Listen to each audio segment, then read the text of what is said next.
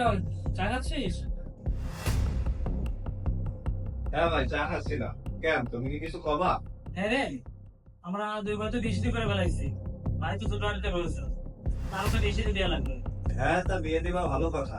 তা তুমি কি মেয়েটা দেখিছো নাকি? তা তো একটা দেখিলাম, মেয়েটা তো আমার ভালো পছন্দ হয়েছে। আমাকে শান্তর সাথে খুব ভালো মানাবে। যাক, বড় ভাই যেহেতু আমার জন্য মেয়ে দেখেছে, এবার মনে হয় আমার বিয়েটা হবে না। আমার শ্বশুর বাড়িও এবার যাওয়া হবে না। না, ছোটর ভাবসাব তো ভালো লাগতেছে না, এরকম করতেছে কেন? না, শহরের অবস্থা তো বেশি ভালো না। আমি এইখানতে তাড়াতাড়ি চলে যাই। আচ্ছা তাহলে তুই থাক, আমার একটু কাজ রয়েছে, দোকান যেতে হবে, দোকানে কাজটা সেরে আসবো। আচ্ছা ভাই, যাও তাহলে তুমি। এই শান্ত, এদিকে আয় বস, তোর সাথে আমার কিছু কথা আছে। কি আছে ভাই, কিছু বলবা? আগেকার দিনে নতুন বউকে বার্ষিকে করে আনা হতো কেন জানিস? তাকে তো গরুর গাড়িতেও আনা যেত। সেটা তো ভাই আমি জানি না কেন আনা হতো, এখন তুমি বলো কেন।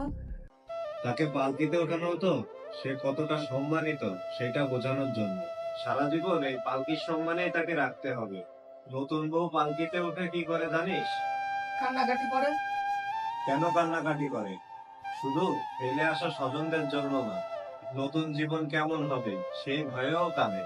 তোর চেষ্টা হবে এই পালকির কান্নায় যেন তার জীবনের শেষ কান্না হয়। এরপর আর মাত্র দুইটি উপলক্ষে সে কাঁদবে। এক, মা হওয়ার আনন্দে, আর দুই, তুই মারা গেলে।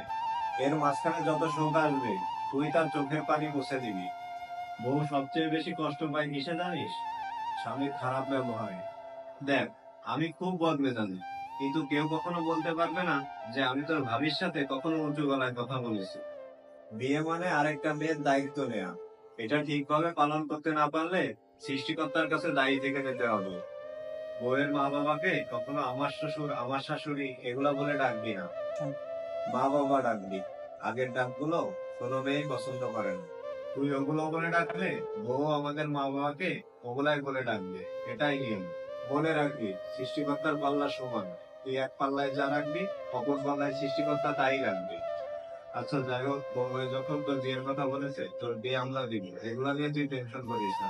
আর বেশি মাতামাতি করার দরকার নেই। যেটা বললাম ওইটা সবসময় মাথায় রাখবি। আচ্ছা ভাই ঠিক আছে, তাহলে আমি রুমের দিকে গেলাম।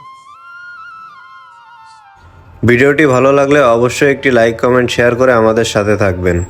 এতক্ষণ আমাদের সাথে থাকার জন্য অসংখ্য ধন্যবাদ।